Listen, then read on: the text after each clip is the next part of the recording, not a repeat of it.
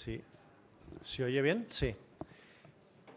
Bueno, aunque todavía va entrando público, vamos a comenzar y simplemente yo solo quería darles la bienvenida en nombre de la Fundación Tatiana a esta sala de conferencias y agradecer pues, a la editorial Almuzara y a la coordinadora de este libro, a Paloma, que hayan elegido la Fundación para presentar esta publicación. Y he de decir que también es cierto que la tenemos especial cariño porque, como supongo que luego también saldrá y a lo mejor lo pueden leer también en el libro, pues es fruto de una gran iniciativa interuniversitaria promovida por Paloma como líder, digamos, del grupo, de una convocatoria que hicimos hace un tiempo en la Fundación de ayudas para proyectos docentes en las universidades públicas españolas con el objetivo de fomentar el liderazgo cívico, con lo cual pues, nos encanta ver que este seminario pues, ha dado una publicación tan interesante y nos da mucha alegría poder albergar esta presentación. Así que nada más, espero que que disfruten y que muchísimas gracias a todos los ponentes y ya les dejo a ellos que son los protagonistas. Muchas gracias.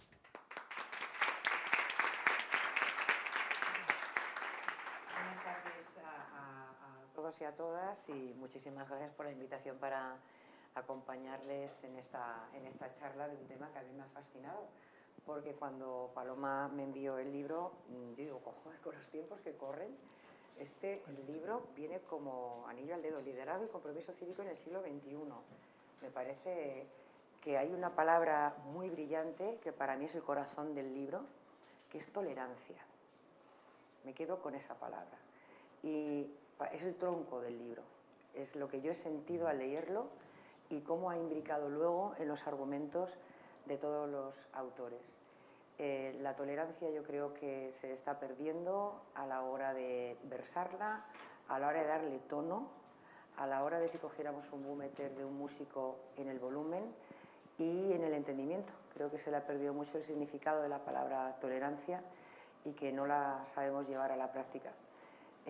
Para mí la tolerancia, me gustaría además escucharlo mucho, yo creo que tiene que aplicarse desde la política, en las universidades desde luego, y en el tú a tú, porque hemos perdido el conocimiento de lo que es decir, aceptar la opinión de la persona que tienes enfrente, saber escucharla, saber entenderla, comprenderla. Compartes su opinión, no tienes por qué asumirla, pero entender de dónde viene. Y en ese tono de discrepancia personal, ideológica, se construye lo que une al ser humano, que es el respeto y yo creo que la empatía también. Voy a leer, en principio, porque quiero hacer la presentación de lo que me corresponde, la presentación del currículum de cada una de las personas que esta tarde van a hablar y de las que vamos a aprender. Cada vez que presento un acto, a mí tengo mucha suerte de poder compartir con personas sabias este tipo de tertulias. Y a veces da miedo de contar su currículum, porque es tan largo que dicen, vaya peñazo que me está soltando esta tía y no me estoy enterando. Aunque yo les diga a todos ustedes que los conocen de sobra quiénes son, yo creo que mínimo es merecedor de que presente a cada uno con parte de su currículum, porque más o menos cada uno tiene como 2 o 3 folios del mismo. Pero merece la pena que lo hagamos y me parece de justicia, si me da, ¿vale? La licencia. Lo que tú digas. Está pidiendo la vale. Juan Carlos Cubeiro es Premio Nacional de Management. Durante 40 años ha liderado proyectos estratégicos para más de 1000 compañías. Es que resuena. 1000 compañías se dice pronto. 25 al año, tampoco son muchos. Joder. Para muchos manejar una ya va al fracaso. Espero que hayan sido exitosas todas. Es conferenciante, tiene mucho que decir, profesor en numerosas universidades españolas y también extranjeras, y es uno de los españoles más reconocidos en materia de liderazgo, que también es otra de las palabras claves de esta tarde que nos reúne, porque andamos mal de líderes. Un poquito mal. Vale. Es autor de más de 60 libros y se define como investigador y divulgador para aportar valor como humanista.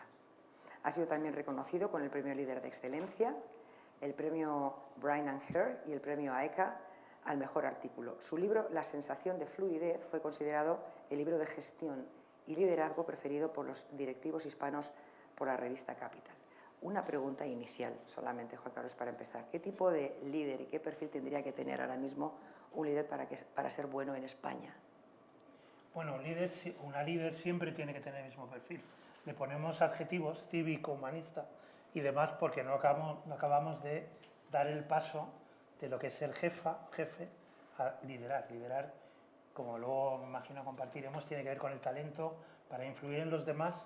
Tú hablas de la tolerancia, Marilo, desde la credibilidad, desde la autoridad moral y desde el ejemplo cotidiano. No desde la imposición, no desde la polarización, no desde la posverdad, evidentemente. Ahí tenemos una cuestión bastante importante. Bueno, tenía que haber presentado a María primero, perdón, porque claro, también eres el líder tú del evento, que es la editorial. Estas cosas tiene que hacer principio. Bueno, María es profesora titular de Hacienda Pública en la Universidad de Alcalá y ha sido diputada autonómica, o sea que también tienes experiencia. Bueno, el lado empírico. Ahora nos contarás también del liderazgo. Es directora general de Troa Librerías y desde 23 es directora de Almuzara Universidad.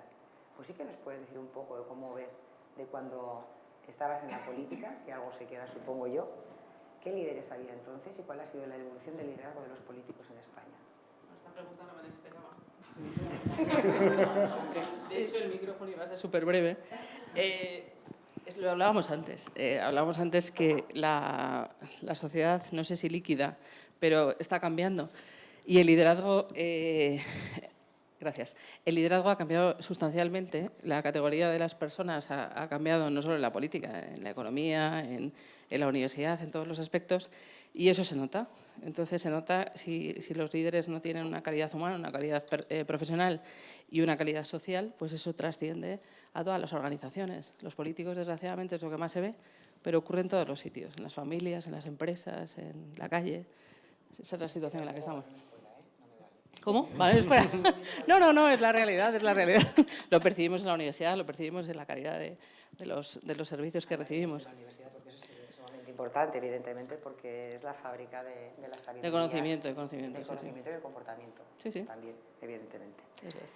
Jaime de Aguinaga es viceprovost de la Yale University y Jaime obtuvo un máster de Administración Pública y Desarrollo Internacional por la Universidad de Harvard, donde recibió el premio Raymond Vernon por su excelencia académica, compromiso internacional y capacidad de liderazgo.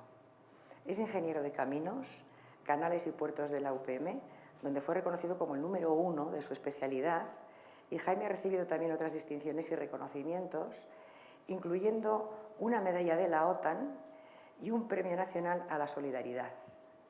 Algo habrá hecho.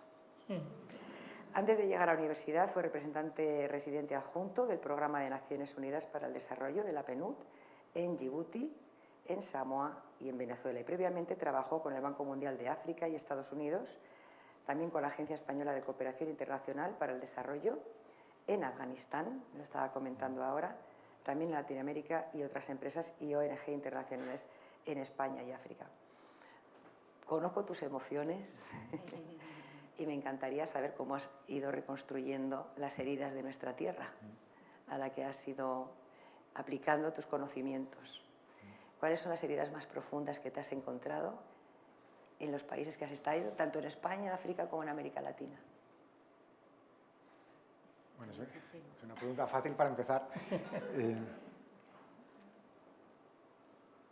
O sea, yo creo que igual algo que está bastante vinculado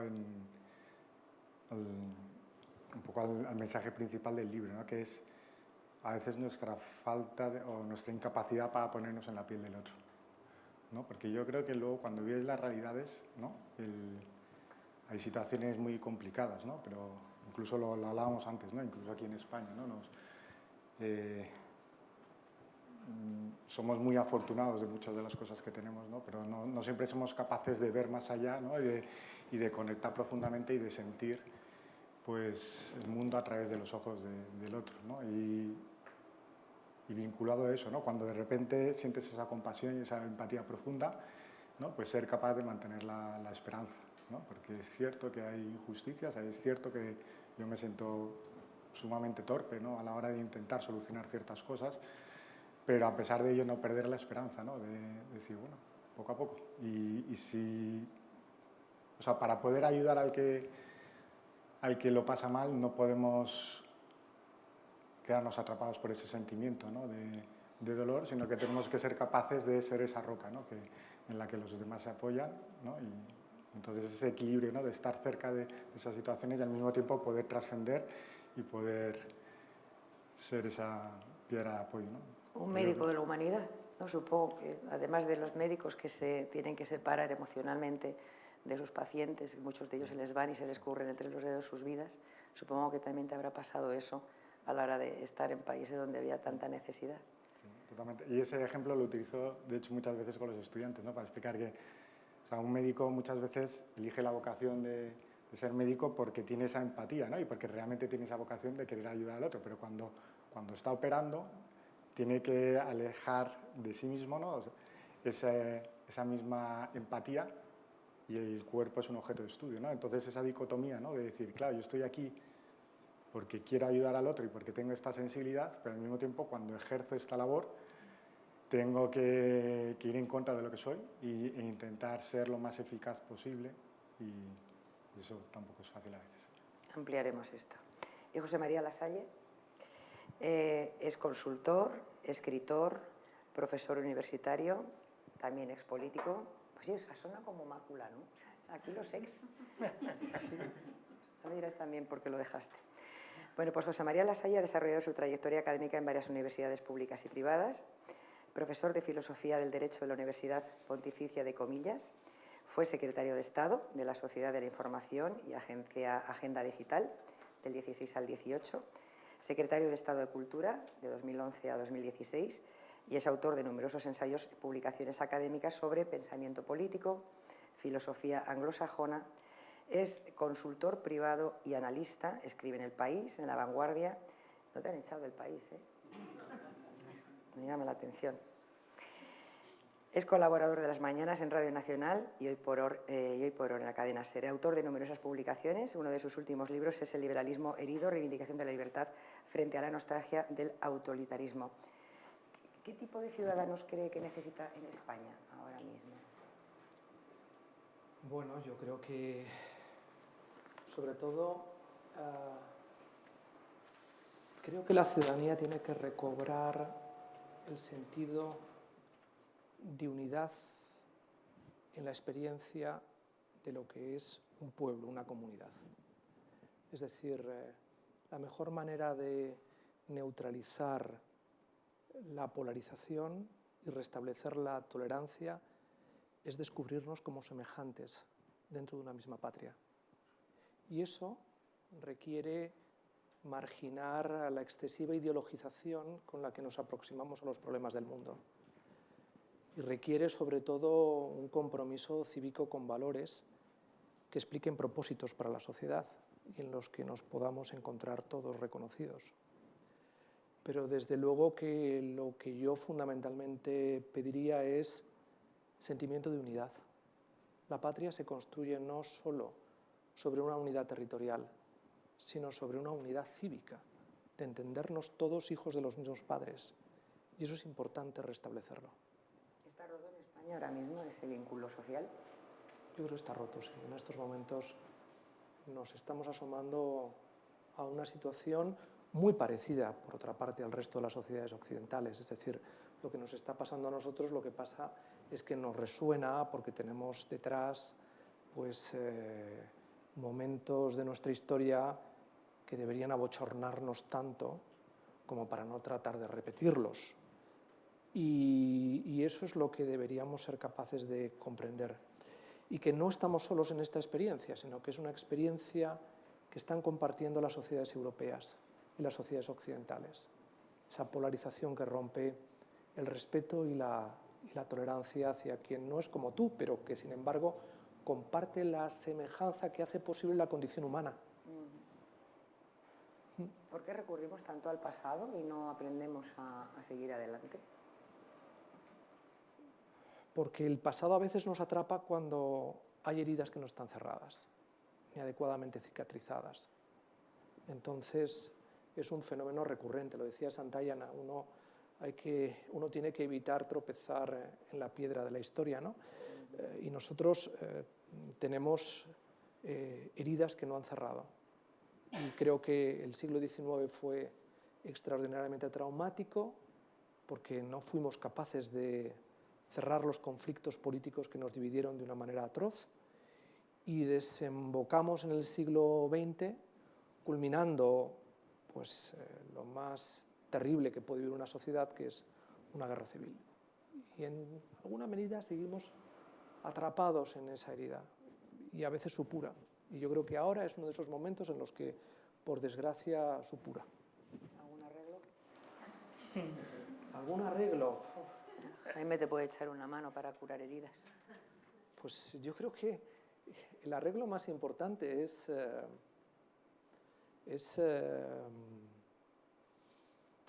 no voy a citar a Azaña porque también tiene detrás su historia, ¿no? Pero esa reflexión que plantea cuando deja la presidencia de la República harto de lo que está viviendo en la retaguardia del Frente Republicano y dice, pues, paz, piedad y perdón, ¿no? Deberíamos perdonarnos unos a otros y saber perdonarnos. Pero bueno, esa es otra historia ya. Y Paloma Durán. Paloma Durán Laguna, su carrera profesional se ha desarrollado entre la academia y los organismos multilaterales, doctora en Derecho, en Ciencia Política y en Derecho Canónico, catedrática. Ha sido directora del Fondo de Naciones Unidas para los Objetivos del Desarrollo Sostenible, directora de la División de Políticas y Alianzas Globales en la OCDE, ha sido consultora de la Organización de Estados Americanos, de la SEGIP y de la Autoridad Internacional para los Fondos Marinos en Naciones Unidas. Y actualmente es consultora del Instituto de Naciones Unidas para la Formación y la Investigación. Ha participado como experta en diálogos en la Unión Europea y China sobre derechos humanos, es autora de numerosas publicaciones y ha recibido el premio Isabel Ferrer de la Generalitat Valenciana por su trayectoria en la promoción de la igualdad de género, así como el premio Belén Landaburu del Colegio de la Abogacía de Madrid por su trabajo en derechos humanos para las mujeres y el premio Luis Portero de la Academia de Jurisprudencia y Legislación de Granada por su investigación en derechos humanos. En resumen, Paloma prefiere que se le presente como que siempre trabaja para mejorar la vida de las personas. Yo creo que todos los que están aquí. Te tengo que hacer una pregunta porque, como a todos, dime, ¿por qué cogiste la palabra tolerancia? ¿Qué es para ti la tolerancia? Marilo, yo tampoco me lo esperaba esto, pero bueno, en uno de los capítulos del libro que estamos presentando se explica la tolerancia utilizando un poquito el marco de Naciones Unidas, que me parece que es interesante porque, bueno, es que habla de muchísimas cosas, pero el resumen, dice la Declaración de Naciones Unidas, es que la tolerancia es la armonía en la diferencia.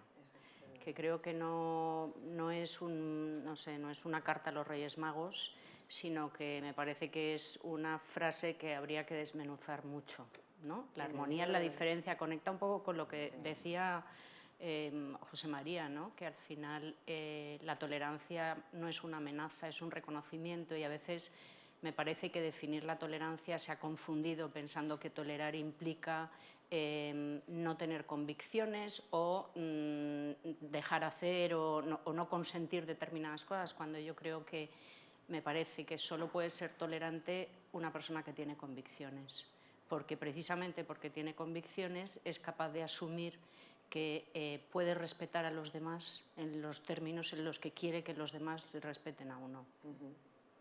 No sé si es un resumen un poco zafio, pero así de manera breve. Útil, desde luego, y claro. Esto es lo que diría. Bueno, pues ahora, como cada uno queréis hacer una exposición no preparada, Juan Carlos.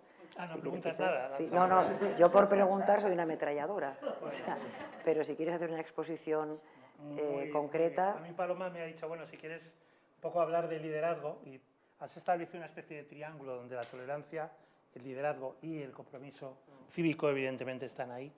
Y nada, simplemente si me permitís un poco la pedantería, ya que ante tu temor has visto que han llenado la sala, yo le decía a Paloma, lo importante no es llenar teatros, lo importante es que sea de calidad, y con estos ponentes y esta moderadora inmoderada, pues da gusto. ¿Y de dónde surge esto del liderazgo? Porque ha habido líderes a lo largo de la historia pero como concepto científico tiene apenas 50 años. Ahora que celebramos 50 años de Tiburón, de Rocky Horror, de las películas de Redford, las mejores, pues hay un señor que se llama Warren Bennis, murió en 2014, discípulo de Douglas MacGregor, que es uno de los grandes humanistas de la psicología humanista de la historia. Para muchos le conoceréis por la teoría X y teoría Y. Teoría X, no tengo expectativas sobre los demás, son un objeto, voy a aprovechar de ellos. Charles Chaplin en tiempos modernos, para que nos hagamos una idea. Teoría Y tiene que ver con la tolerancia, las personas son importantes, tenemos que hacer comunidad, etc. Bien.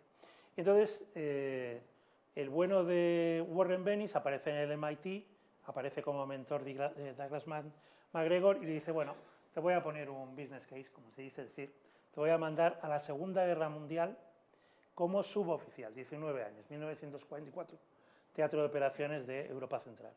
Y lo hace maravillosamente bien, él había aprendido motivación, influencia, además, fantásticamente bien. El suboficial con 19 años, más joven, condecorado en la Segunda Guerra Mundial, Teatro de Operaciones. Muy bien, se vuelve a Nueva Inglaterra, profesor, y aunque MacGregor muere en 1964, deja dicho que cuando haya un rectorado, ya que aparece la universidad, donde se pueda presentar un rector, se presente Warren Bennis. 1971, Universidad de Cincinnati, y está del 71 al 77 como rector en la Universidad de Cincinnati, Ohio. Lo hace tan mal que se tiene que integrar la universidad, tú, Javier, de esto sabes mucho también, el sistema público, porque no hay capacidad de aumentar, aunque claro, la web de la Universidad de Cincinnati dice el padre del liderazgo, que bien lo hizo fatal. Él mismo en su biografía, se llama Still Surprised, todavía me sorprendo, dice que mal lo hice.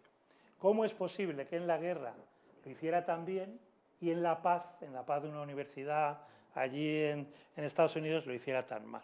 Entonces tomo una palabra que es la de guía turístico, ya era una palabra que en inglés existía desde el siglo XII, para humanizar la jefatura.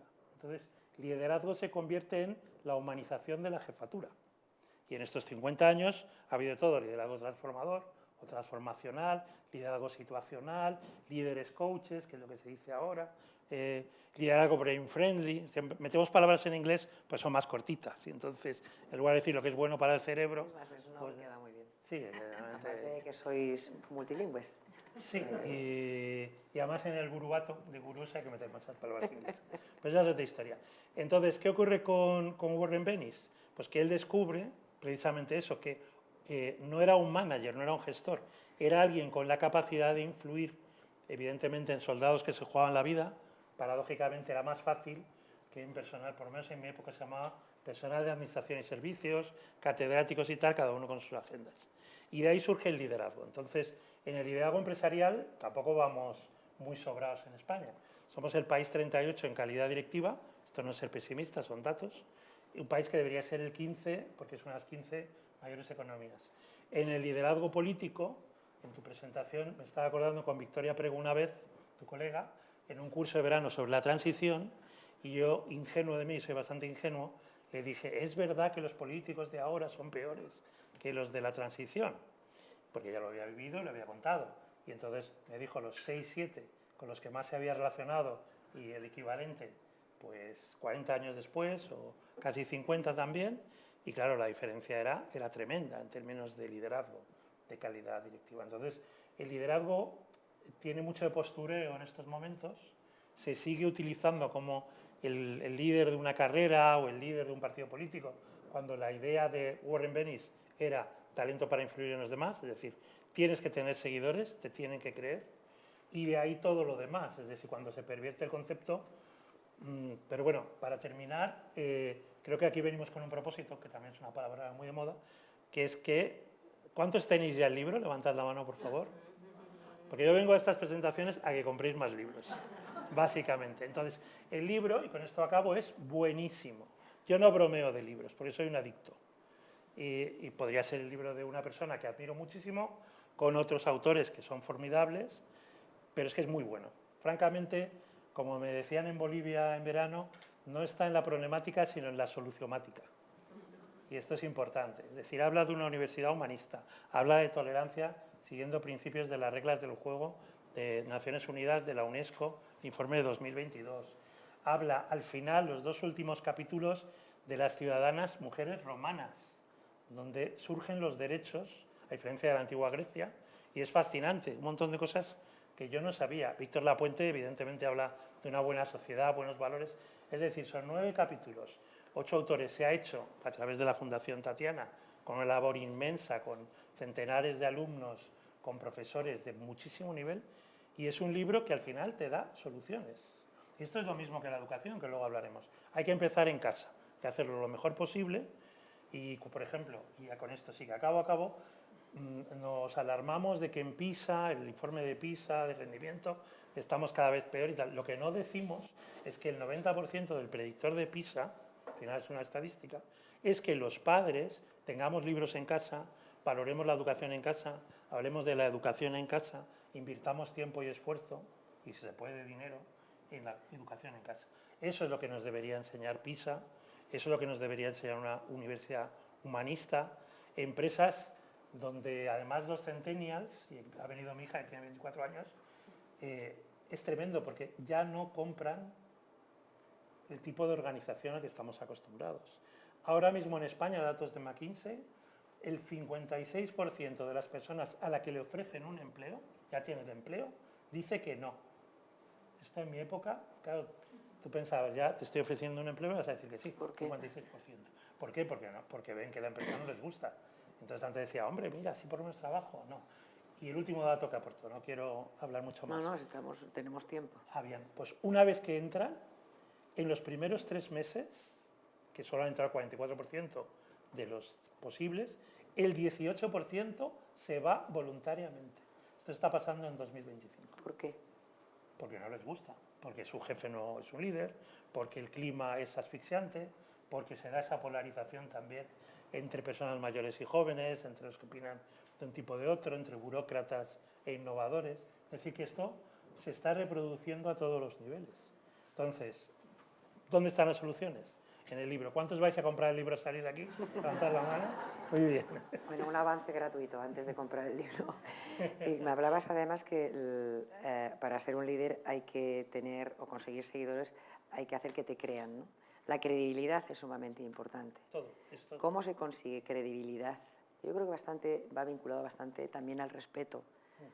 Pero ¿de qué está hecha la credibilidad de una persona para ser creíble y como consecuencia tener seguidores y de ser líder? La credibilidad es la autenticidad, es el día a día, es la coherencia entre lo que piensas, lo que sientes, lo que dices, lo que haces.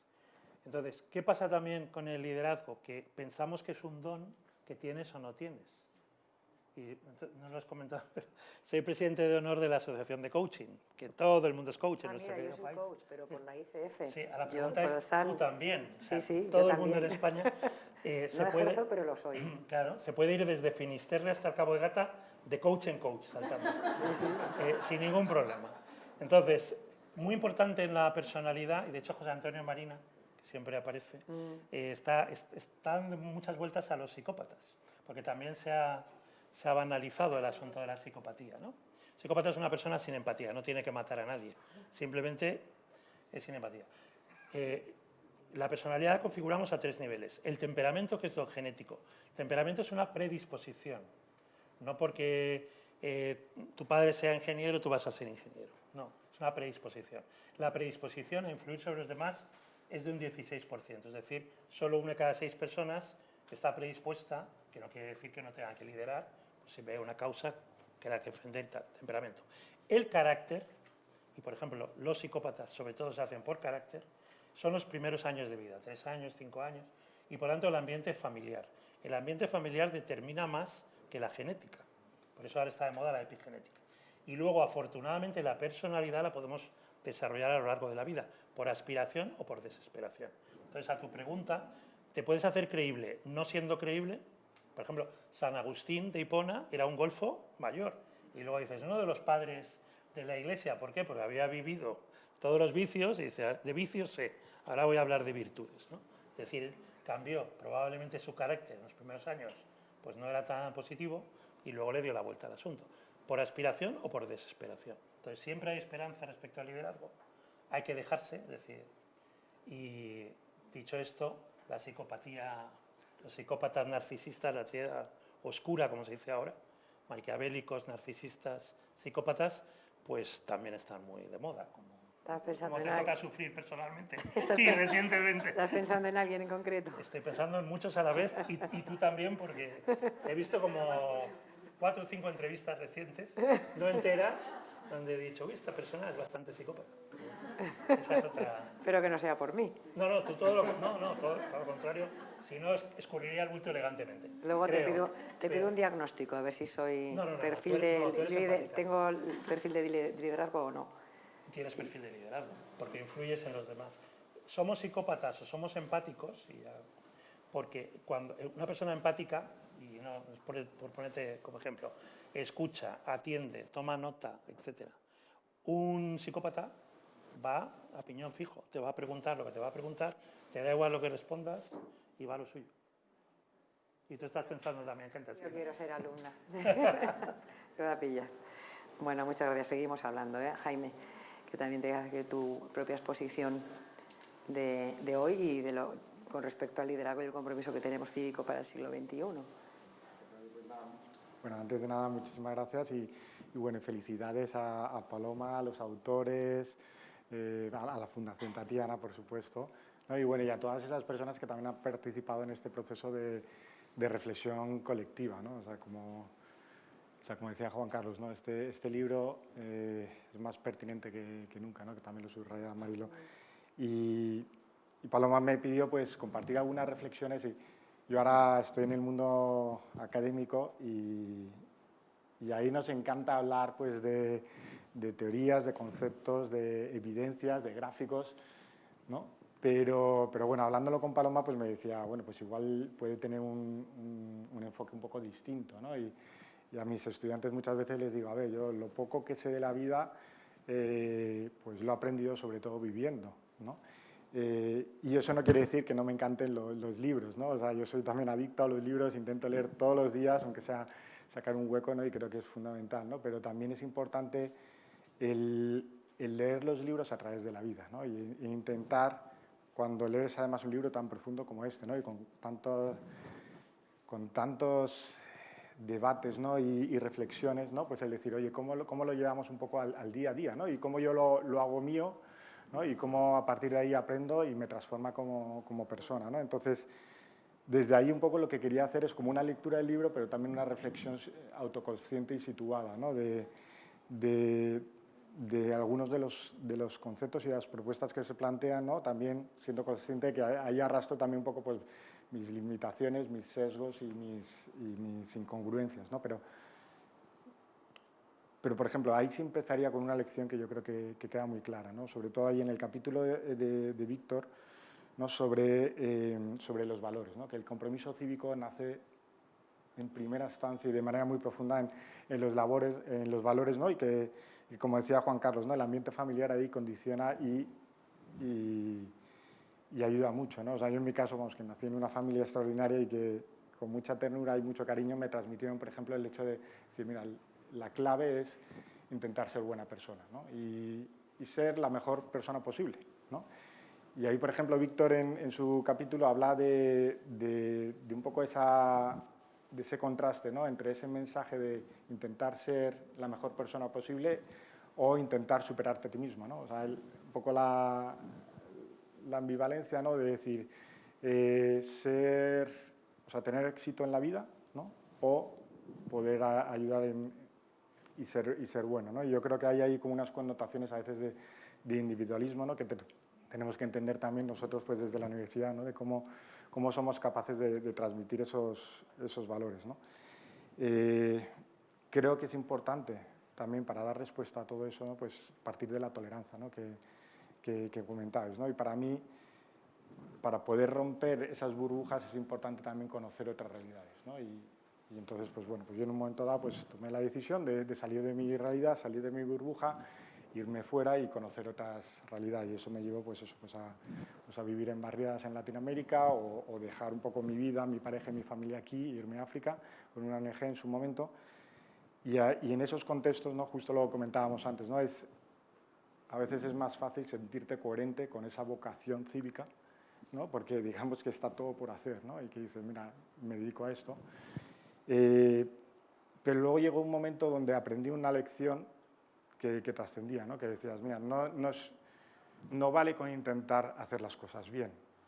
Hay que alcanzar ese otro nivel de coordinación colectiva, ¿no? De unirse con otros, ¿no? Ahí hablabais también de la unidad cívica, ¿no? O sea, de tener conciencia de unidad cívica y decir, oye, tengo que hacer algo más, porque si no construimos una base social de justicia, de respeto, de institucionalidad, no vamos a llegar a eso, ¿no? Y eso lo aprendí, pues a veces a base de golpes, ¿no? Y recuerdo muy bien, pues cuando estaba coordinando la operación humanitaria en el norte de Afganistán, ¿no? Que tengo como muchas anécdotas que ilustran ese aprendizaje, pero había... ¿Cómo cuál? Sí. Mira, voy a traer un vídeo, porque en vez de contar la anécdota os voy a mostrar un vídeo, ¿vale? Este vídeo lo produjo un amigo mío. Si podéis parar un segundo. Este vídeo lo produjo un amigo mío, es de la ICRC, de la Cruz Roja, y es un vídeo que se ha hecho hace ya bastantes años. Pero creo que es muy actual, ¿no? Y en 1 minuto y medio yo creo que transmite muy bien cómo yo me sentí en varias ocasiones cuando en mi caso estaba en Afganistán.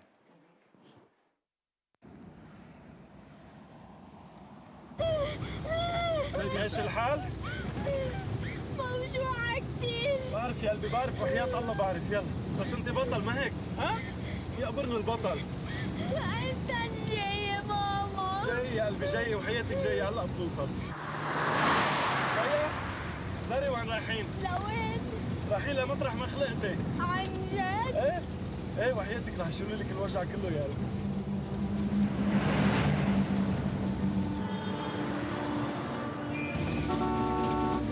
ريا ماشي الحال؟ أنا كتير تعبان. بعرف يا قلبي، والله بعرف يا حبيبي. يلا وصلنا. لا قلبي ما تنامي. فتح عينيك طلعي فيه. طلعي فيه ريا، بنغني غنية.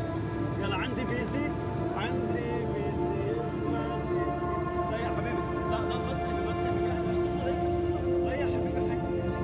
يا قلبي هينا بسرعة. لا يا حبيبي.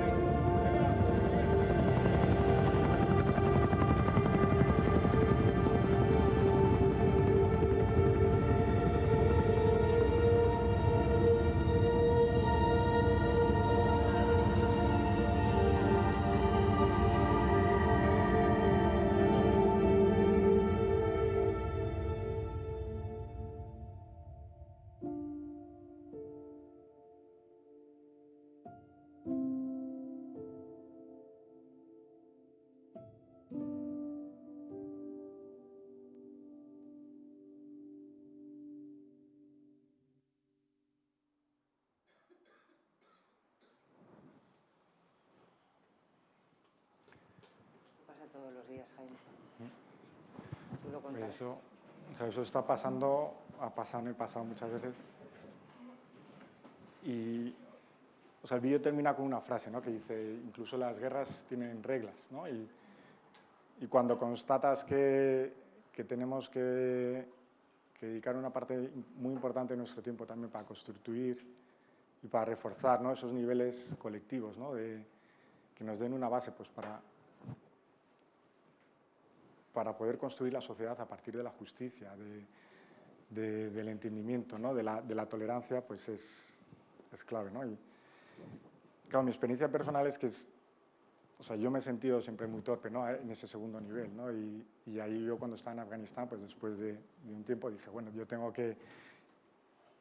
que ser capaz de trabajar ese nivel, ¿no? Y para eso un poco también como se dice en el libro, ¿no? O sea, la universidad y el espacio de conocimiento como oportunidad, ¿no? Pues para, como decía Paloma en la introducción, ¿no? Para enseñar a los ciudadanos a pensar, ¿no? Y entonces mi decisión en ese momento fue decir, bueno, tengo que dejar un poco esta realidad, tomarme un descanso, y me fui 2 años a Estados Unidos ahí a estudiar, ¿no? Y aprender, ¿no? Y a sentirme limitado, ¿no? Y a decir, oye, ¿cómo puedo yo ser mejor ciudadano y cómo puedo aprender de ese segundo nivel, ¿no? Y ahí, por ejemplo, también aprendí diferentes cosas, ¿no? Que se comentan en el libro, ¿no? Se habla mucho de liderazgo, ¿no? Y decíamos un poco cómo cómo definimos muchas veces los términos en función al colectivo en el que nos sentimos adscritos, ¿no?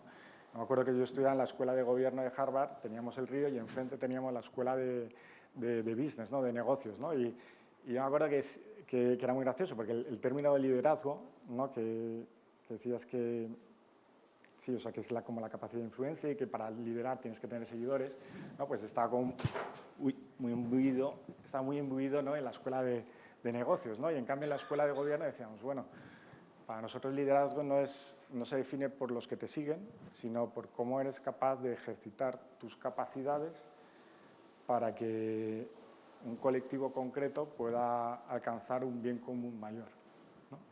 Y claro, esa percepción del liderazgo es muy distinta, ¿no? Y tiene muchas implicaciones, pues, a diferentes niveles, ¿no? No como ponerte delante, sino como desde abajo y acompañando, pues puedes facilitar esos procesos, ¿no? Permíteme, Jaime, una pregunta que me ha surgido. Estabas en Afganistán. ¿Nos puedes decir qué estabas haciendo concretamente? ¿Por qué te sentías luego vacío y tuviste la necesidad de irte a llenar, supongo que, para seguir trabajando en esto, ¿no? Explícanos. Pues a ver, yo estaba en Afganistán, yo llevaba la operación humanitaria del Gobierno de España ahí bajo... O sea, fue un modelo que solo se ha utilizado ahí, ¿no? Que es bajo paraguas de la OTAN. Era un modelo de reconstrucción y ayuda humanitaria cívico-militar, ¿no? Y entonces teníamos lo que eran los programas de reconstrucción territorial. Yo estaba en Bagdís, que era, vamos, en el norte de Afganistán, y entonces había una región que estaba asignada a España, y entonces yo vivía, pues, en una base militar, la cívico-militar, y yo llevaba toda la parte de civil, por así decirlo, ¿no? Y entonces pues tenía ahí, pues, a los militares españoles que me proveían la seguridad bajo paraguas de la OTAN, pero claro, yo tenía que ser neutral. Ellos, obviamente, estás en un conflicto armado donde hay una de las partes que te defiende, entonces eso también constituía un conflicto un poco difícil de gestionar. Pero bueno, yo tenía mi escolta, iba a los sitios, pero había ciertas zonas donde mi escolta no podía entrar. O sea, habíamos construido, por ejemplo, un hospital y mi escolta no podía entrar porque si había talibanes, nosotros teníamos que dar ayuda humanitaria, fuera quien sea, sin importar, ¿no?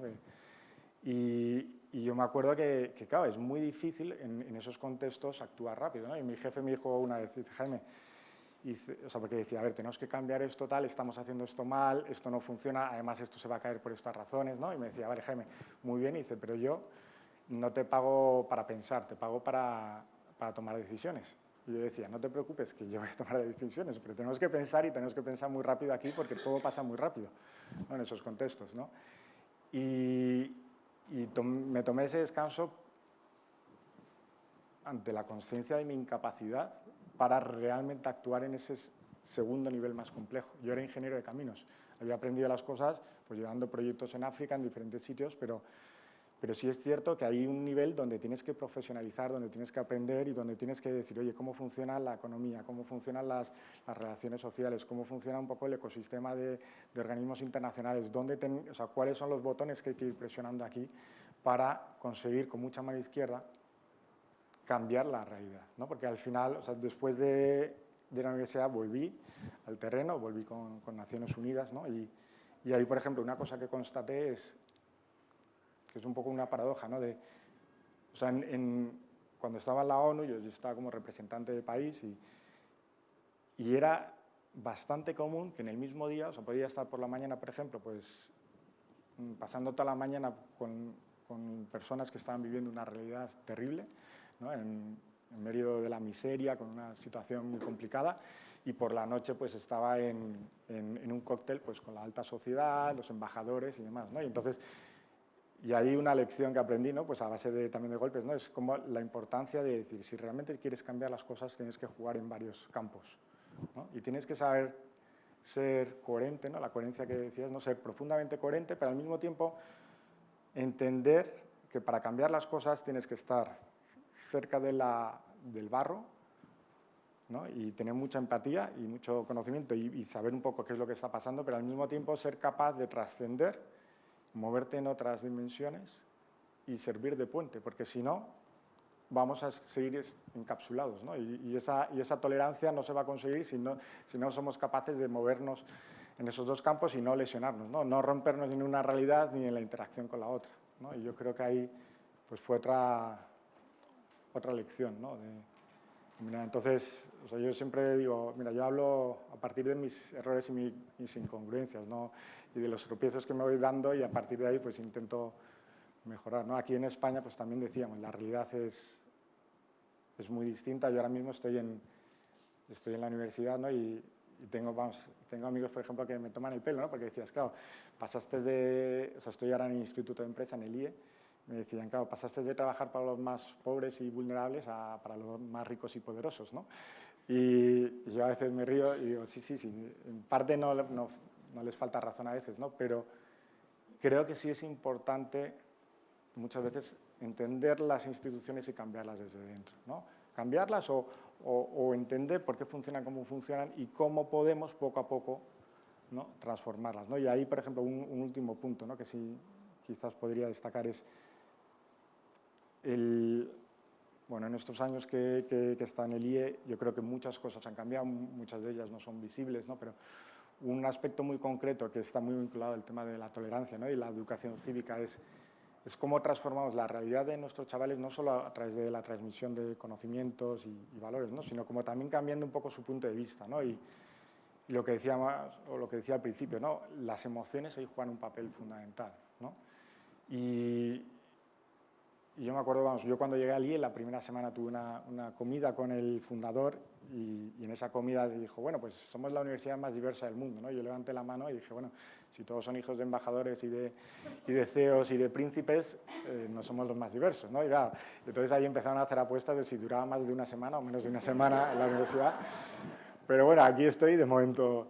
Pero el punto es que, no por mí, por el esfuerzo de muchos, por ejemplo, hemos cambiado mucho el tema de las becas, ¿no? Las becas para los estudiantes, ¿no? Que este año, justo la semana pasada, nos decían, dice, este año hemos repartido 50 millones en becas, ¿no? Y que dices que son, muchas veces no trascienden, ¿no? Pero al final el tema de las becas y el poder dar acceso a la educación no es solo una cuestión de justicia social, sino también es uno de los mecanismos más eficaces que yo conozco para romper esas burbujas, para desbordar esos paradigmas, ¿no? Porque al final los jóvenes o las personas no vamos a aprender leyendo solo libros o viendo películas, sino que necesitamos crear vínculos emocionales con esas realidades que son muy distintas y que nos permitan ser tolerantes. Y para entender, por ejemplo, o sea, si tienes un amigo o un compañero que está justo sentado al lado tuyo, que ha sido víctima de maltrato, o que es un refugiado de un conflicto armado, o que tiene discapacidad, se convierte en tu amigo, al final vas a ver la realidad a través de esos ojos, ¿no? Entonces, ¿cómo somos capaces de crear en nuestro entorno, ya sea como educadores, o como padres, o como compañeros, somos capaces a veces de decir, oye, tenemos que romper esas pequeñas burbujas porque si no, no vamos a ser capaces, ¿no? de ser tolerantes y empáticos, ¿no? Entonces, bueno. Además hablas del valor de la justicia, de la solidaridad y de la dignidad, ¿no? ¿Eso cómo se sostiene? ¿Qué influencia tiene como para que sea tan enriquecedora y determinante? Yo creo que nos jugamos la vida en eso. O sea, que al final, y ahora se habla mucho, por ejemplo, de inteligencia artificial y demás, ¿no? Pero lo que nos va a salvar es lo que nos hace profundamente humanos, ¿no? Y yo creo que tenemos que reforzar esa parte, ¿no? Y que el libro también apunta a esto, ¿no? O sea, cómo decir, qué es lo que nos hace profundamente humanos, ¿no? Y pues eso, la compasión, la empatía, la tolerancia, ¿no? Eso que no necesariamente se vincula a la eficiencia, que también tiene un componente, ¿no? de cambiar de manera eficiente las cosas, ¿no? Pero yo creo que el cómo creamos estos espacios de reflexión que nos cuestionen, ¿no? Y que también pues o sea, lo que justo antes de entrar, ¿no? Yo decía, joder, si es que yo me siento tan torpe que digo, hablar de esto hasta me da vergüenza, ¿no? Porque digo, ahora veo mi día a día y estoy desbordado con cosas mucho más banales, ¿no? Pero decir, a veces asomarnos a estos espacios de reflexión y poner un poco la vida aquí, sacarte del corazón y lo pones aquí encima, pues te ayuda también a renovar tu compromiso y decir, bueno, ya no puedo salir por esa puerta de la misma manera, ¿no? Y tengo que hacer algo aunque sea un poco distinto. Creo que es importante. José María. Bueno, pues yo creo que este precisamente es un libro que hay que agradecer. Hay que agradecer a la Fundación porque lo ha hecho posible, a la editorial porque ha apostado por él y a todos los investigadores y profesores que han contribuido con su esfuerzo académico e intelectual a ofrecernos algo que necesitamos profundamente en estos momentos, en el seno de nuestras sociedades, que es lo que el propio título plantea, liderazgo y compromiso cívico en el siglo XXI. De todo lo que en el libro se plantea, que insisto es como una especie de repositorio de todo lo que necesitamos. Necesitamos tolerancia, necesitamos una universidad humanista que nos aporte valor en lo que va a ser una relación conflictiva y con riesgo cancelatorio en nuestra relación con la inteligencia artificial. Necesitamos buenos valores si queremos definir los propósitos que deben acompañar el futuro que se abre a nuestro paso. Esos valores se fundamentan en una clara conciencia cívica, ese civismo que no construye solo ciudadanos, sino que la ciudadanía se afirma sobre la personalidad. Es decir, para poder ser buenos ciudadanos, tenemos que ser buenas personas. Ese ensayo tan maravilloso que tiene María Zambrano dedicado a la persona y la democracia, ¿no? Es decir, la ciudadanía es insuficiente respecto a lo que representa el valor de la persona. Quizá, y ahí es donde hay una insistencia a lo largo del libro, esa personalización de la experiencia cívica requiere evidentemente valores trascendentes, una mirada sobre cómo trascender los conflictos que acompañan el mundo en el que estamos instalados, que es un mundo que en gran medida se descompone porque todo lo que vivimos en el siglo XX está perdiendo su capacidad de referencia y sobre todo está atrapado por una serie de conflictos y dificultades para las que el propio siglo XX ya no tiene respuestas. Y en ese sentido, ese compromiso con una conciencia cívica no puede enraizarse en el siglo XX. Pensarlo desde un Estado liberal y democrático de derecho, con una institucionalidad afirmada en lo que eso representa, porque tendría un componente hasta cierto punto reaccionario. Tiene que ser capaz de evolucionar y de pensarse, en mi opinión, desde los valores de la conciencia, los valores de la persona, la capacidad para empatizar con una realidad que no podemos entenderla solo sobre los derechos y las obligaciones. Requieren virtudes y valores, porque tiene que haber un compromiso que trascienda lo que pudiéramos considerar como una carta de derechos ciudadanos a la manera del siglo XIX, de la Revolución Francesa. En ese sentido, yo creo que el libro está aportando precisamente eso. Todos los autores están enfocando una mirada que lo que hace es ofrecernos una nueva pedagogía política para el siglo XXI, un nuevo liderazgo. Y con esto ya voy terminando, ese liderazgo exige auctoritas. Es decir, exige algo que hemos perdido por el camino porque vemos el poder solo como poder, lo que los romanos denominaban la potestas. Y en este caso, el poder democrático, atrapado por las dinámicas populistas, considera que quien tiene un voto más que los otros está legitimado para hacer lo que quiera. Y esa lógica, hasta cierto punto, de un positivismo populista que legitima con un voto más hacer lo que uno quiera, nos lleva probablemente a buena parte de los conflictos que estamos viviendo en la actualidad. Y eso hace que la mayoría no solamente tenga que obedecerse, sino que la mayoría tiene que respetarse. Y ese respeto implica no el valor cívico, sino el valor personal. Es la excelencia de la autoridad. es la ejemplaridad con la que el liderazgo se ejerce. Una ejemplaridad que se basa, y aquí es donde voy porque me ha parecido muy interesante la reflexión que planteaba Paloma sobre tolerancia y liderazgo, un liderazgo en el siglo XXI no puede entenderse sin tolerancia. La tolerancia implica tolerancia con uno mismo, y la tolerancia se basa en el respeto a uno mismo. Y eso implica un conocimiento muy profundo de la condición humana. Yo creo que el gran problema que tenemos en estos momentos es que a un lado y a otro del espectro social, del mundo político, del mundo de la empresa, entendemos todo desde una mirada matérica, cuantitativa, muy tecnocrática, que entiende única y exclusivamente como valores de legitimación los valores que se pueden cuantificar o maximizar utilitariamente. Y el mundo hoy no soporta ese tipo de legitimidad. No, porque nos conduce directamente al colapso, que es el gran riesgo que tenemos en ciernes. ¿Puedes ahondar ahí, por favor? Sí, porque... Hay dos claves, que es una, la enfermedad del siglo XX, que Sí. he notado que es un diagnóstico determinante, y luego el crecimiento de los populismos, creo que como nunca antes lo habíamos vivido en España y en Europa, a nivel internacional también. Claro, porque el populismo se nutre, y hay que decir la palabra, del nihilismo. Es decir, el gran problema de las sociedades contemporáneas es que están atrapadas por el nihilismo.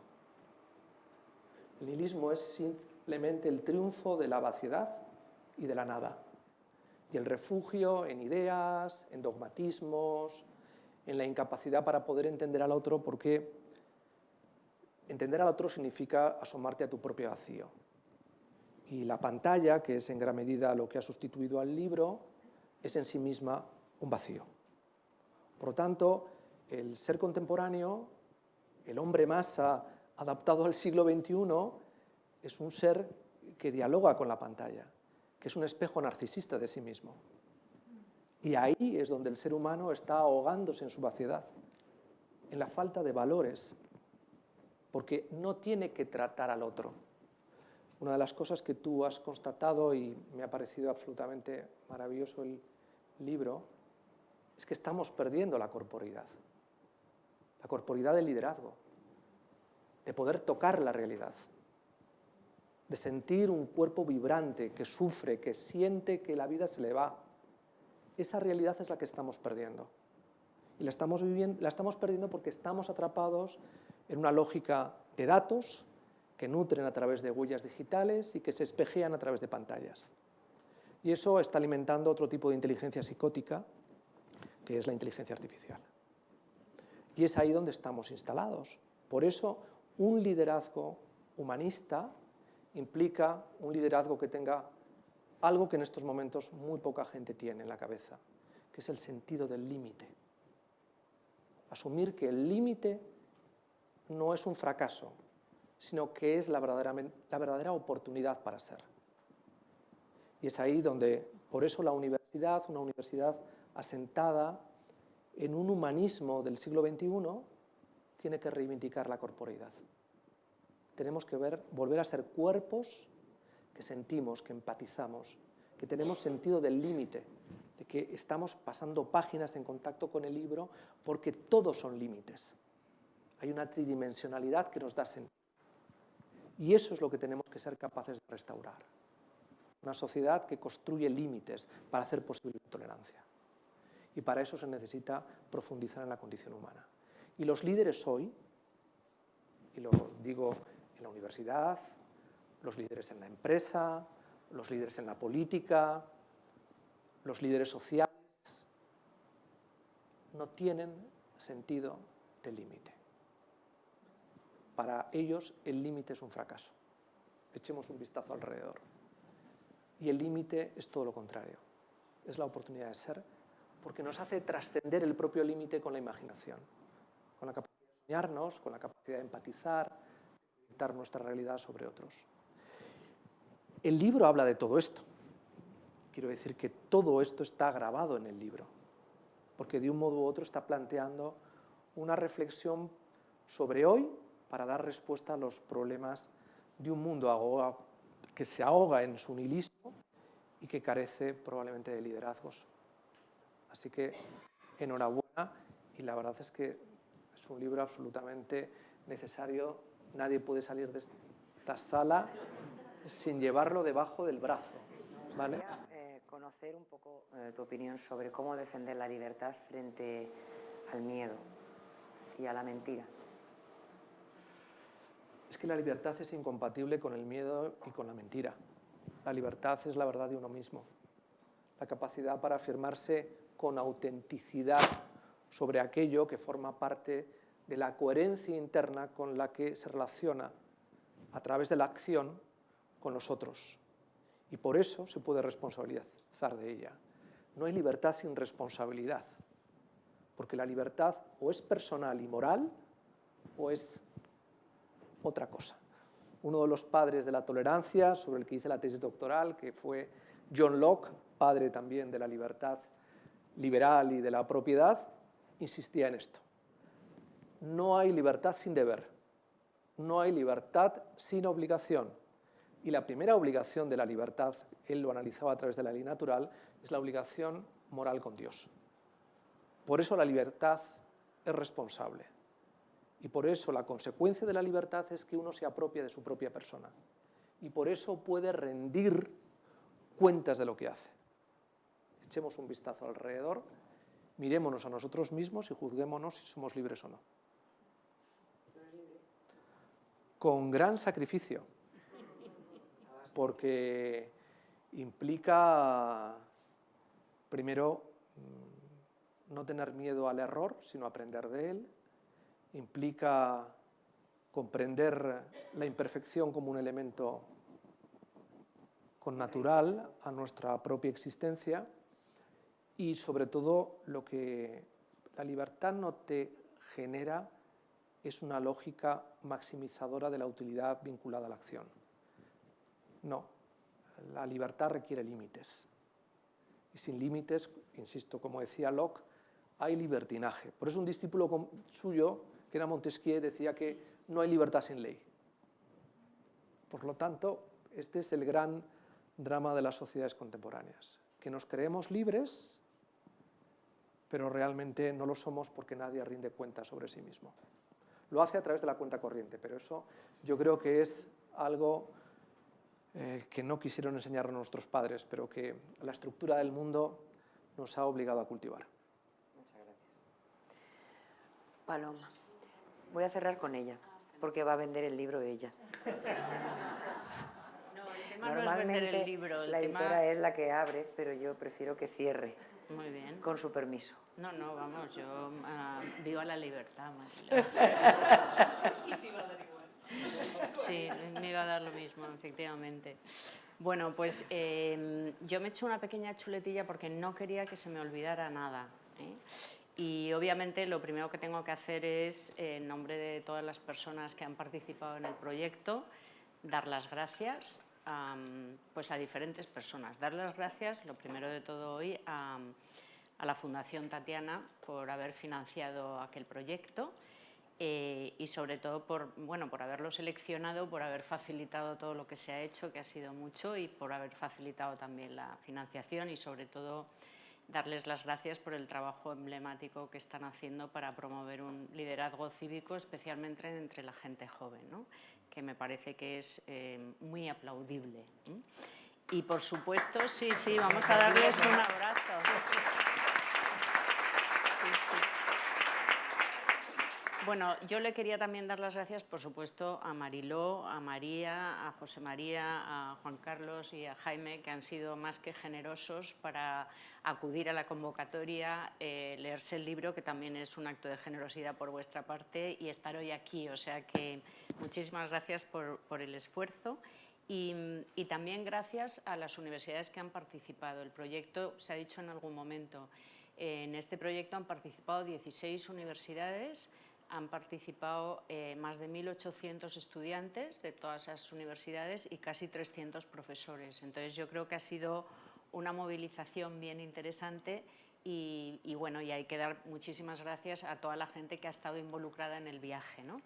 Por supuesto, a todos los profesores y a las profesoras que han participado. Hoy tenemos aquí a varias de las autoras, a Consuelo Martínez Cicluna, de la Complutense, la Universidad Complutense, que además facilitó la celebración de 2 de los seminarios, con Mauricio Wiesenthal y con Vicente Garrido, a Carmen Lázaro, catedrática de Romano, vicerrectora de la UJI, que facilitó una cosa tan básica como el reconocimiento de créditos para los alumnos que participaban en los seminarios, que es una cosa no menor, y que también es autora, y Amparo Montañana, que también es profesora de Derecho Romano y la directora del Departamento de Derecho Público, que también, pues toda la parte administrativa y burocrática tan grata que hay a veces en la universidad, pues la ha facilitado notablemente, ¿no? También a todas las personas que han participado como ponentes, porque en esas 10 universidades ha habido diferentes intervenciones. Yo hoy, además, encima teniéndola aquí, quiero darle las gracias públicamente a Ana Iríbar, porque su intervención sobre el liderazgo de Gregorio Ordóñez fue la sesión mejor evaluada, Ana. O sea que muchísimas gracias. Y también gracias a todas las personas de la Fundación que desde la parte administrativa nos han facilitado todas las cosas, a toda la gente de la universidad y bueno, y ahora gracias también al equipo del IE, a Jaime, a Almu, a Lucía, a Cristina, a Samuel, Álvaro, que están por ahí, que estos últimos meses me han aguantado mi pesadez con el tema del libro y la publicación y los capítulos y todas estas cosas, o sea que gracias. Y, por supuestísimo, a todas las personas que estáis aquí, que habéis venido a acompañarnos y, por supuesto, muchas gracias a mi familia, ¿no? Sin la cual probablemente no estaría aquí. Bueno, entonces yo voy a ser ultra breve y solamente me planteaba qué hemos aprendido, ¿no? Porque todo lo que se ha dicho me ha parecido interesantísimo. Yo os estaba escuchando y mi cabeza iba pensando, ¿no? Bueno, es que esto daría, vamos, para un artículo y 3 seminarios maravillosos y esto lo podríamos discutir, que ya lo haremos, ya lo haremos. Pero yo había pensado, ¿qué hemos aprendido con este proyecto, ¿no? Pienso, no voy a dar una clase, pero en fin, por puro prejuicio profesional y probablemente por ser de Derecho, he pensado como 3 cosas, ¿no? ¿Qué ha pasado con los estudiantes? ¿Qué ha pasado con todo el profesorado que ha participado? ¿Y qué ha pasado desde el punto de vista sustantivo, ¿no? Entonces ya había pensado, desde el punto de vista del alumnado, ¿qué hemos aprendido? Pues una de las cosas que yo creo que, por lo menos a mí me ha servido mucho y comentándolo con algunas de las personas que han participado también, hay una cierta tendencia a pensar, o yo lo he pensado muchas veces, que la gente que está en la universidad y en proceso de formación es a veces un poco pasota o desinteresada o les importa muy poco, lo único que quieren es terminar cuanto antes la carrera. Pero ¿sabéis lo que pasa? Yo he llegado a la conclusión, con las demás personas del equipo, que lo que necesitan son referencias. O sea, lo que necesitan es narrativa y argumento. Lo que necesitan son libros y buen cine. Porque la prueba de ello es que cuando en nuestras sesiones, donde hemos procurado en todas las sesiones que hemos tenido incluir un libro por lo menos y una película de cine buena, los alumnos a eso han respondido, han aprendido a pensar con nosotros, a discutir con nosotros y hablar con nosotros. Y me parece que eso es una cosa que muestra que hay una ausencia, ¿no? A veces se critica, pero me parece que lo que hay es una gran ausencia de referencias en la universidad, que quizá pasa por un tema también de liderazgo universitario y que a lo mejor lo que necesitamos son maestros, ¿no? Igual hay que recuperar otra vez todo el planteamiento de la educación liberal de Leo Strauss, ¿verdad? O incluso volver a leer La idea de la universidad de Newman, que estoy muy pesada con que Jaime se lea el libro y no hay manera, ¿no? Pero me parece que es un libro... sí, está... bueno, la película, luego hablaremos de Redford. Pero Pero bueno, en cualquier caso, me parece que al final los alumnos, me parece a mí, que si una cosa han aprendido es a escuchar. Una de las cosas que en el proyecto hemos intentado hacer, y además explícitamente ha sido un esfuerzo desde el principio, ha sido la participación de profesores y profesoras y de gente que está investigando con posiciones ideológicas radicalmente distintas. No por buscar la confrontación, sino todo lo contrario, para facilitar la conversación. Y me parece que eso ha sido muy, muy productivo para ellos, ¿no? Y el profesorado que hemos aprendido del profesorado, esto me da un poco de miedo aquí delante de tanta gente ilustre, ¿no? Estoy viendo aquí a Irene dirigiendo el Centro de Governance for Change y digo, ay, ay, ay, no sé si me atrevo, ¿no? Bueno, yo creo que lo que hemos aprendido desde el punto de vista del profesorado es esa lección de la UNESCO, la idea de la tolerancia a la que antes me refería, ¿no? De la armonía en la diferencia. Y me parece que no es un brindis al sol, o sea, no es una utopía. Me parece que ha sido, por nuestra parte, un empeño explícito, pero también un ejercicio de intentar aprender y entender las razones de la otra persona para defender la posición que defiende, que probablemente es muy diferente de la mía, pero esa diferencia no es una amenaza, es un enriquecimiento. Y pienso que esa manera de fomentar el diálogo entre gente que trabaja en la universidad y que trabajando en la universidad se ejercita con la cabeza y por tanto eso crea muchas seguridades, pero también tiene sus inconvenientes, y pienso que el ejercicio del proyecto en este sentido ha sido muy, muy interesante. Y por último, ¿qué hemos aprendido qué pasa con la tolerancia, con el liderazgo, con el compromiso cívico? O sea, ¿qué conclusiones hemos sacado? Bueno, os tenéis que leer el libro, obviamente, pero a mí me parece que es muy interesante. Yo cuando he pensado muchísimo esto, a ver qué se puede decir, porque es verdad que hemos tocado muchísimos temas, ¿no?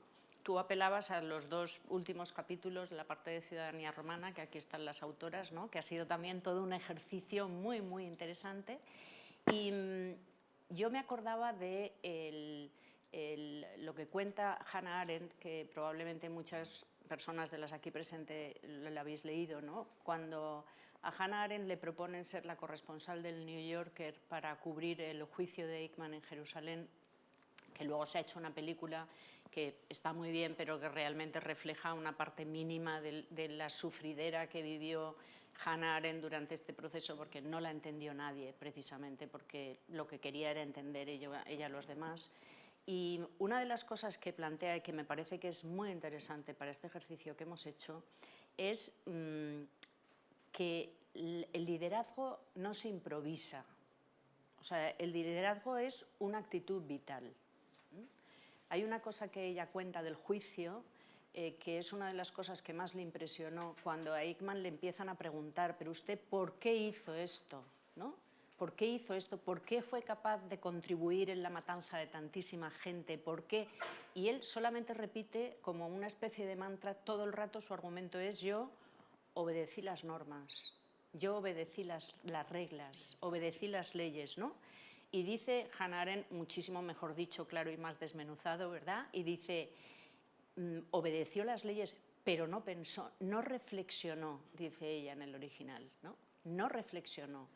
Entonces, me parece que esta invitación a reflexionar y a pensar, me parece que es una condición indispensable para plantear lo que es el liderazgo hoy. Porque para realmente pensar, para poder pensar, hay que aprender a conocer. Y realmente, para conocer, hay que hacer un ejercicio. O sea, el conocimiento, y no me refiero solamente al conocimiento intelectual, sino al conocimiento de la otra persona, el conocimiento de la otra persona requiere un ejercicio de libertad por mi parte, que es no solamente oír, sino escuchar. Escuchar requiere un acto de la voluntad, que es la decisión personal de que me quiero situar en lo que esta persona me está contando y me está diciendo, ¿no? Y me parece que al hablar de tolerancia y al hablar de liderazgo, este presupuesto previo hay que asumirlo, entre otras cosas porque Sin conocimiento no puede haber libertad. Y por tanto, sin conocimiento, si sin conocimiento no hay libertad, entonces no puede haber liderazgo. Eso se puede aplicar al ámbito de lo público, al ámbito de lo privado, a las empresas, a las universidades y a todos los entornos, porque la persona que realmente quiere ser líder necesariamente tiene que conocer no solamente la realidad en la que vive, sino la realidad de las personas con las que convive. Y eso es lo que facilita, lo que tú decías antes, ¿no? La generación de confianza, la autenticidad de la que hablaba Juan Carlos, ¿no? Todo eso no es algo que se pueda distribuir en un manual de autoayuda. Es una actitud vital, es una actitud vital. Y por eso precisamente la tolerancia y el liderazgo implican el ejercicio de virtudes personales o valores personales o como se le quiera llamar, y también una dimensión social, porque al final el entorno y lo que está pasando en esta sociedad en la que yo estoy viviendo es un problema que también es mío, aunque yo no lo pueda solucionar todo, pero yo me implico porque lo que está pasando a mi alrededor forma parte de mi ejercicio de libertad. Entonces, bueno, me parece que esto es un tema muy interesante. Hannah Arendt además llega a decir, ¿no?, que ese desprecio personal o institucional a la realidad propia y a la realidad de la sociedad en la que vivimos nos lleva, dice, lo he apuntado aquí porque me ha parecido brutal, ¿no? Dice, lleva a la expansión del desierto, que significa el desvanecimiento del nosotros. Es decir, cuando uno no quiere asumir o no quiere conocer la realidad en la que vive y la realidad de las demás personas, termina solo, termina en el desierto, termina en la disolución del nosotros, porque entonces lo único que importa es el yo, y eso implica la pérdida absoluta de liderazgo. O por lo menos lo que hemos planteado en el libro es la antítesis de lo que estaba diciendo. Bueno, por tanto, el resumen de todo esto que os he contado de una manera súper rápida es que cuando hablamos de liderazgo me parece que hay que tener en cuenta lo que uno puede hacer y el entorno en el que vive, ¿no? Yo siempre me he acordado muchísimas veces cuando empecé a estudiar en la universidad y creía que me iba a comer el mundo y que iba a arreglar todos los problemas de la humanidad. Lo he contado en más de una ocasión. Me acuerdo que mi madre, que era la persona más tierna, práctica e inteligente que he conocido en mi vida, siempre me decía, mira, hija mía, tú no puedes cambiar el mundo, pero puedes cambiar el tuyo. Que es un consejo que con mucha frecuencia me viene a la cabeza, porque me parece que realmente para poder ser líder en un entorno social uno tiene que aprender a liderarse a sí mismo. Y eso me parece que es un ejercicio interesante. Y por otro lado también he pensado que, claro, que antes de terminar, y sobre todo teniendo en cuenta que lamentablemente Robert Redford se ha muerto, yo la verdad es que, bueno, mucha gente lo ha sentido, ¿no? A mí me da muchísima pena porque además tuve la grandísima suerte y privilegio de estar en varias de las convocatorias del Festival de Sundance el tiempo que viví en Nueva York, y eso es gracias a Redford y a lo que Redford hizo, ¿no? Y entonces el otro día leí que la última intervención suya en la pantalla, que fue en enero de este año, en enero del 25, fue en una serie americana que acaba de salir, Dark Wilds, que yo no la he visto, ¿no? Pero la única frase que dice Redford dirigiéndose a uno de los protagonistas, la he apuntado aquí porque es que me ha parecido bestial para terminar esto, ¿no? Dice, dirigiéndose al tal George, le dice, George, todo el mundo te está esperando, haz tu movimiento. Y está jugando una partida de ajedrez. Entonces me ha parecido que eso podía servirnos para concluir, ¿verdad? Y para daros a todos muchísimas gracias por haber estado aquí. Gracias.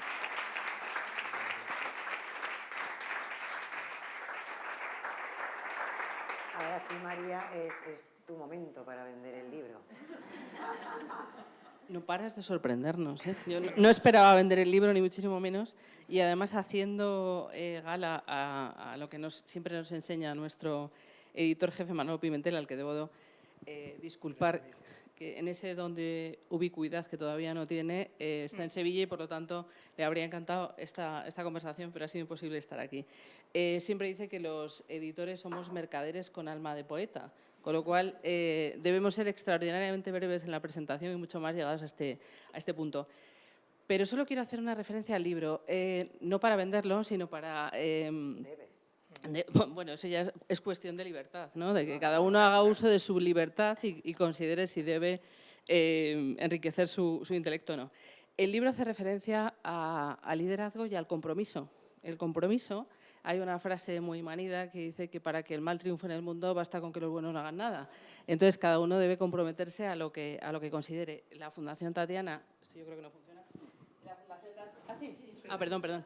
La Fundación Tatiana está plenamente comprometida con el liderazgo, con la formación de los jóvenes, con que esa formación continúe en el futuro, porque en ocasiones los universitarios pasan durante 4 años por la universidad y desaparecen y nunca más los volvemos a ver, y sin embargo la Fundación Tatiana tiene un compromiso firme y férreo. En el caso de Paloma, el compromiso es extraordinario. Así que en esta sociedad donde efectivamente somos excesivamente utilitaristas, yo el utilitarismo no lo veo tan mal porque soy economista, con lo cual no lo veo tan mal. Pero sí que es verdad que la satisfacción inmediata, somos todos rehenes de la satisfacción inmediata. Me parece que para ser verdaderos líderes es imprescindible comprometerse yendo a programas donde no te ponen las cosas fáciles, comprometerse escribiendo libros o comprometerse, Jaime, me has dejado impactada con Afganistán, con lo cual, pues nada más, esperemos que todos los que estamos en esta sala salgamos más comprometidos por hacer una sociedad mejor, por ser líderes y por lo menos liderar nuestra propia vida, como decía tu madre, Paloma, y nada más, espero que el libro os encante y, Paloma, enhorabuena por liderar a todas estas personas que has sabido coordinar en este libro. Muchas gracias. Ay.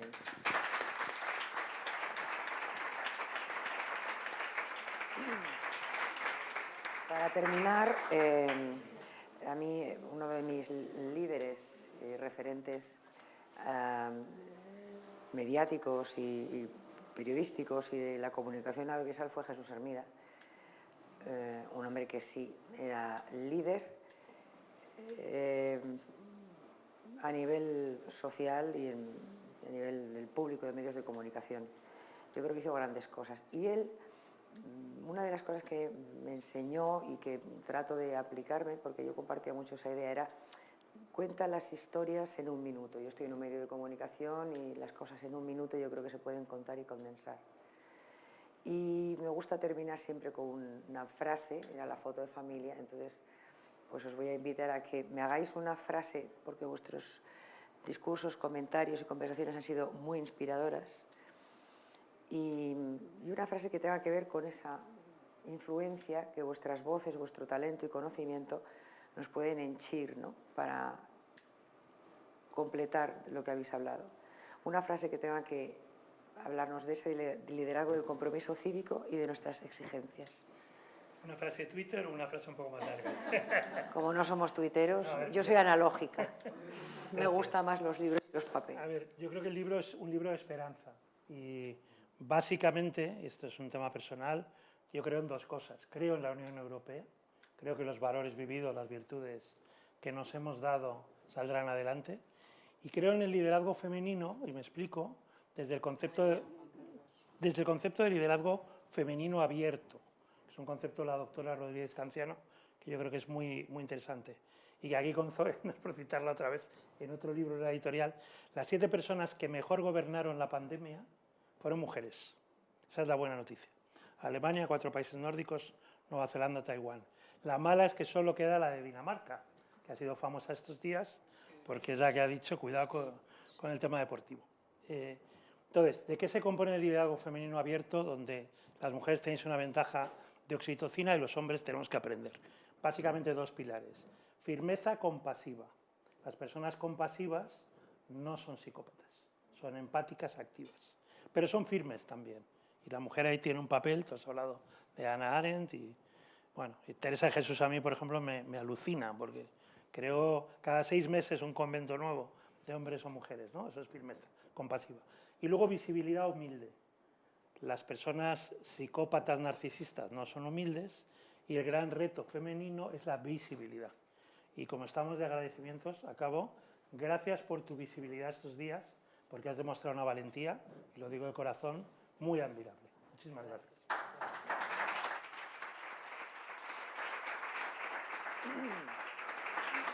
Jaime.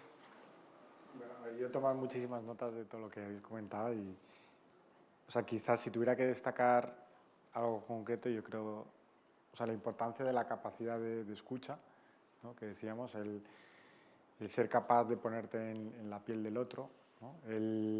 A partir de ahí el construir la tolerancia, ¿no? por esa empatía que construyes, ¿no? y el intentar construir esos también caminos de unidad cívica, ¿no? De decir, oye, ¿cómo podemos encontrar soluciones que no son necesariamente las que yo pensaría como individuo, pero que son factibles, que son deseables y que hacen que crezcamos como sociedad, ¿no? Yo creo que el libro habla mucho de todo esto, ¿no? Y eso, pues el abrir un poco nuestra mente y el entender también un poco las roturas que hay al otro lado, ¿no? Para desde ahí pues encontrar esos puntos de encuentro. Pues rápido. Yo siempre he sentido una especial atracción por una frase que escuché en boca de un filósofo con 100 años que decía que la esperanza siempre lleva más lejos que el miedo. Y me la quedo. La esperanza lleva siempre más lejos que el miedo. Paloma. Pues yo creo que me voy a quedar con Redford hoy. Yo voy a ir a por el consejo de Redford en la partida de ajedrez. Todo el mundo te está esperando, ponte en movimiento. ¿Tú que eres tan cinéfila? Perdona, ¿cuál es tu película favorita de Robert Redford? Bueno, Memorias de África me apasiona, pero me gusta mucho Ordinary People, que la dirigió él. Me parece esa película, eso es un peliculón, aunque sea del año 1.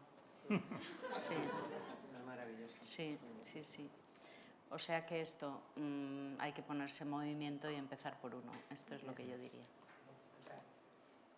Mi frase, no sé si es frase de Twitter, pero quienes trabajamos en la universidad tenemos un reto y es tratar de evitar que la universidad no sea psicópata, que en ocasiones cuando te estaba oyendo me parecía que sí, pero podemos construir o podemos contribuir a que de la universidad salgan auténticos líderes comprometidos con la sociedad y no preocupados por la inmediatez y por el rédito inmediato. Hay un montón de frases, yo tengo el libro subrayado. Yo es que pinturrojeo mucho.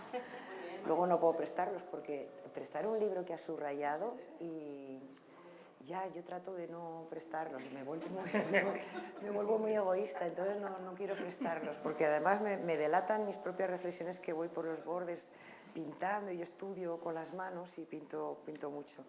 Entonces no los presto. Hay dos frases, es que está minado. Una es del informe de la UNESCO 2022 que dice una ciudadanía crítica y comprometida comienza con una educación que enseñe a pensar, no solo a obedecer. Por favor, llevarlo a casa y ponerlo en la pared. Que lo vean todos vuestros hijos. Y como la protagonista y gran inspiración, sobre todo para Paloma en todo el libro, es Hannah Arendt, me quedo con la que pones al principio, que es: nada es más peligroso que un pueblo que ha renunciado a su derecho a pensar por sí mismo. O sea que, por favor, el libro es una joya inspiracional. Enhorabuena a todos, formidable trabajo y muchas gracias por aportarnos tanta talento y tanta sabiduría.